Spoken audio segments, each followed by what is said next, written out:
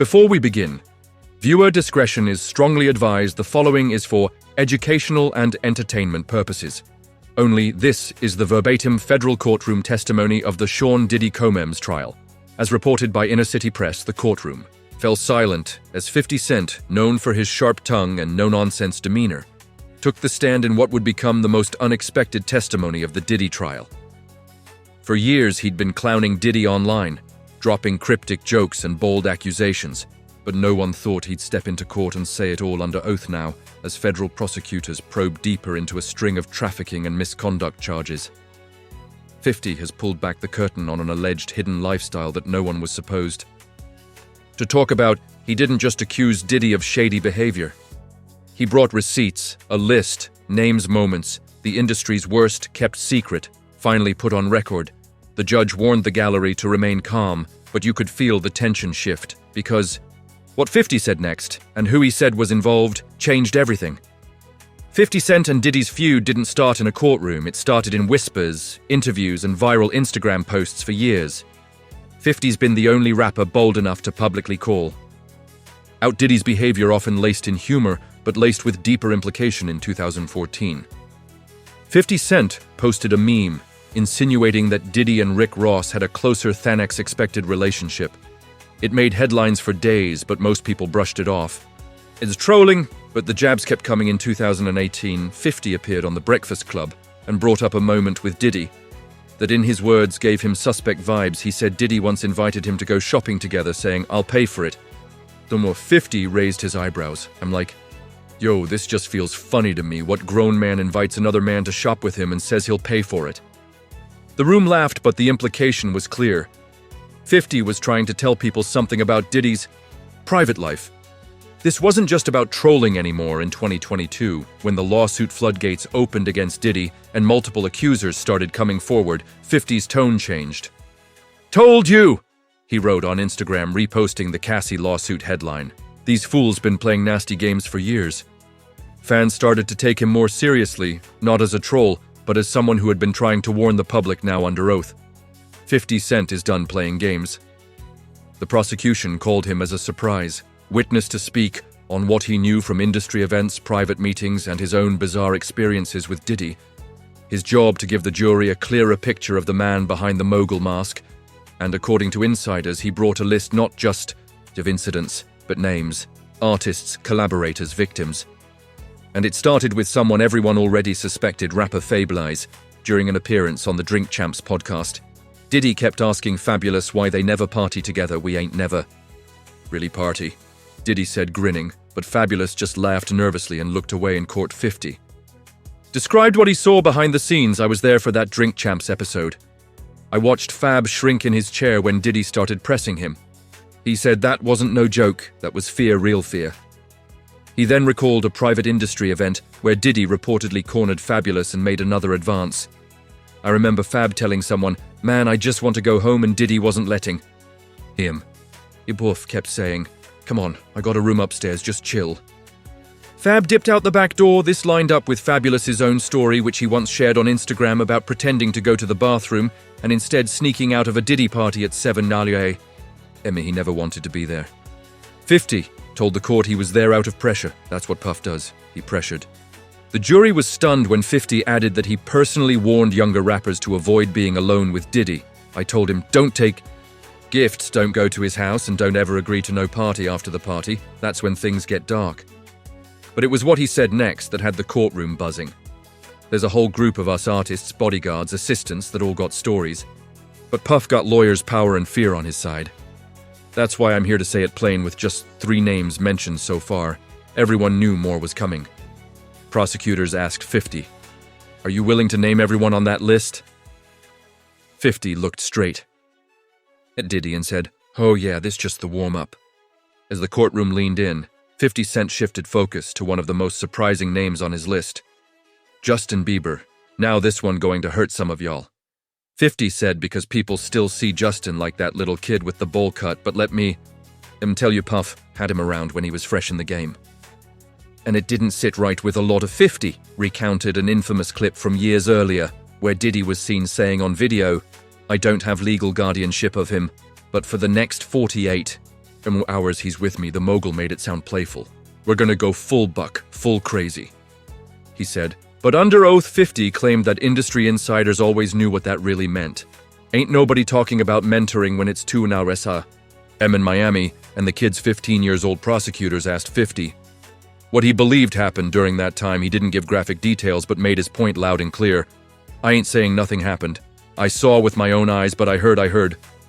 From people close to Justin, people in the camp who were scared to talk that 48 hours. It wasn't music lessons, it wasn't songwriting. They said it was exposure to things no teenage boy should see. He went on to say, Bieber later distanced himself from Diddy entirely. And when asked in an interview whether he'd let his own kid go to Flavor Camp, he laughed nervously and said, "Hell no!" 50 told the court that wasn't a joke, that was him remembering. He described Bieber's later breakdown, public meltdowns, and deep emotional trauma as partly stemming from the dark side of fame. A darkness, he said, Puff orchestrated. Puff finds them. Young promises them the world, then controls them with gifts and silence, 50 said, and the silence is loud when asked if Bieber ever spoke out directly. 50 admitted, no, not publicly. But he spoke in volumes by what he don't say, by what he avoids, by how quick he moved away from Puff. Once he had the chance, as the jury processed the implications, Diddy reportedly looked down at the table expressionless, but the courtroom wasn't. Done because 50 was just getting to the part of the list that included people even closer to the streets and the secrets. Only he had the courage to speak. The courtroom murmured when 50 Cent paused and looked directly at Diddy before speaking. Again, now this next one, he said. This ain't just hearsay. I got it straight from the man who saw it himself. The room fell silent as he continued. I'm talking about my guy, Jean Deal. Jean Deal, Diddy's longtime bodyguard, had spoken before in interview, but now his story was being echoed under oath. 50 recounted Jean's claim about a bizarre shopping trip to an adult bookstore. Jean said Puff was in there buying all kinds of toys, stuff you don't even want to picture. I mean, racks of stuff, and Jean, being security, had to carry the bag. But it was what happened afterward that made the story unforgettable. They flew out for a show in North Carolina. 50 testified. Jean said Puff and Ja Rule went into this private suite. Jean was told to stand guard at the door a few minutes later. Ja Rule himself opened the door, stuck his head out, and said to Jean, "Yo, you might not want to come in here. It's a little freaky in here tonight." The courtroom tensed. Prosecutors leaned in. What was the implication of that? They asked. 50 didn't mince words. He didn't mean candles and bubble baths. He meant whatever was going on in that room. It wasn't just two guys chilling when asked why Ja Rule never spoke about the incident. 50 shrugged. That's what I've been saying for years. Nobody want to say nothing. Not until now, but I'm here now and I'm saying it. He emphasized that his intention wasn't to humiliate people, but to expose a pattern. It ain't about sexuality. It's about coercion, about people using their power to do what they want when they want to, whoever they want. This ain't about what two grown men do. It's about what one man with money does to everybody around him. The Ja Rule incident, he said, was just one of many that happened behind closed doors, silenced by fame and NDA, but the damage lingered. Ja never said a word, but he ain't. You've been the same since, just like a bunch of others I ain't even mentioned yet. Next on the list came a newer face. YK Osiris 50 told the courtroom that he saw all the warning signs with Osiris long before the public did this. Kid blew up quick, had one hit, and then Puff came around and suddenly the boy started changing. He said, same playbook according to 50. Diddy lured Osiris in with luxury, lavish trips, mentorship promises, and a rumored getaway to Jamaica. People think it's just a vacation. 50 said, but I told you all before, Puff don't take people nowhere without expecting something in return. He recalled social media buzz when Osiris shared pics from Jamaica. The same time Diddy was there.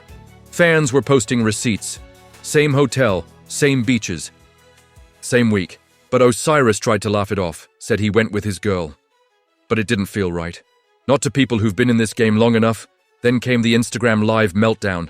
Osiris crying, ranting about feeling alone in the industry, hinting that nobody knows what really happens. 50 played a clip of the video for the court. That boy was breaking down and nobody helped. That's what happens when Puff discards you. He tied the emotional fallout back to Diddy's pattern. He finds young, talent love, bombs them with attention trips, gifts. Then something shifts, they start falling apart, and Puff walks away. Clean prosecutors asked if Osiris ever made specific accusations, not directly. 50 said, but the signs were there that meltdown. That's what people do when they're trapped in something they can't explain, as the courtroom processed. Yet another name on the list, 50, ended the segment with a chilling reminder how many young black artists got a breakdown before y'all. See the pattern. This ain't no coincidence. This is a system and Puff. Next came a surprising pair of names, Fabulous and Kevin Hart. You might think they got nothing to do with this, 50 told the court. But I saw it and I know what they saw. He brought up a bizarre Drink Champs interview where Diddy started flirting with Fabulous on air, asking why they never partied together. You could see Fab's face. That man looked shook. 50 said he wasn't smiling, he wasn't joking, he looked like he was being reminded of something. Then came the infamous Kevin Hart livestream moment. He claimed both Kevin and Fab had been exposed to environments they didn't sign up for. Puff always throws the wildest parties, he said, but he don't let you bring your security. Why do you think that is?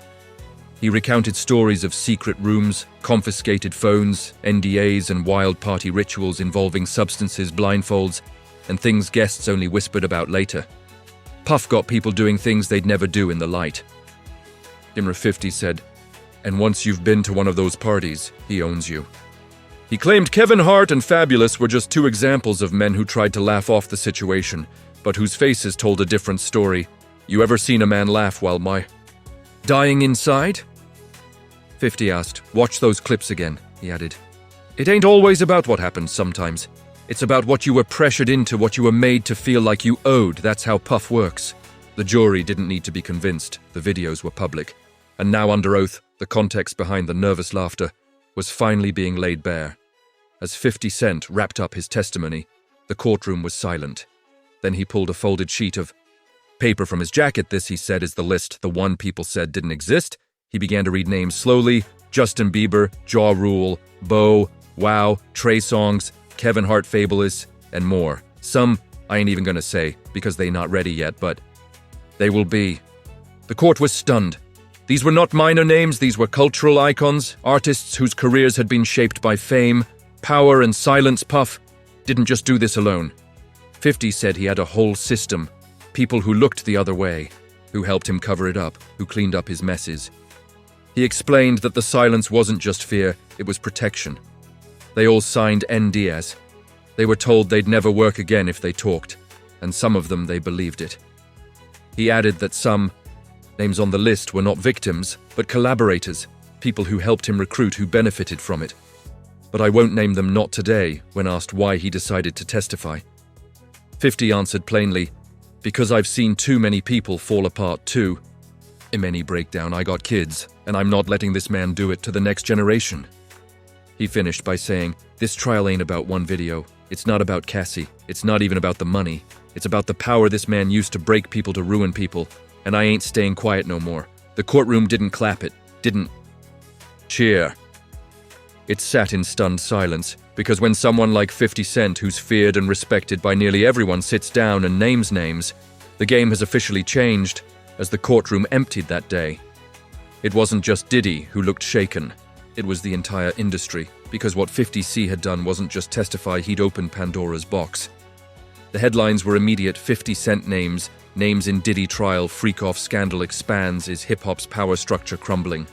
But the real fallout started behind the scenes. PR teams went into overdrive. Lawyers began drafting cease and desist letters, and celebrities who had once posted vacation photos with Diddy suddenly went silent. Social media feeds were wiped. Comments were disabled. Some deleted entire pages overnight. Sources close to the courtroom revealed that several high-profile names mentioned in 50's testimony were extremely concerned about being subpoenaed next. They're lawyering up, one insider said. This thing's about to get a lot bigger. In Hollywood, whispers grew louder. Agents began distancing their clients. Endorsement deals were quietly paused. Studios and streaming services re-evaluated existing partnerships with bad boy-affiliated artists. Even Kevin Hart, who had once laughed off Diddy's antics on live TV, cancelled 2 appearances the following week, citing family time. Meanwhile, fans flooded online forums, digging up old interviews, cryptic quotes, and long-forgotten posts. Every Drink Champs episode, every Instagram live, Every awkward red carpet exchange was now being reanalyzed under a harsh new light. This is the Me Too moment for male artists. One Twitter user posted, and it's just starting, most chilling of all, was what came out about the NDA's multiple. Former bad boy artists privately confirmed to investigative reporters that they had signed contracts barring them from ever speaking negatively about Sean Combs, his family, his business partners, or even his events. One clause reportedly forbid the disclosure of unusual behavior witnessed at gatherings, but 50 didn't care. In an Instagram post the morning after his testimony, he wrote, "They tried to cancel me before I dare him to try again. Y'all not going to shut me up while these people suffer." He included a photo of himself in front of the courthouse with a simple caption, "More names coming." Soon the silence was over, and for the first time, the machine that protected the untouchables might actually be cracking.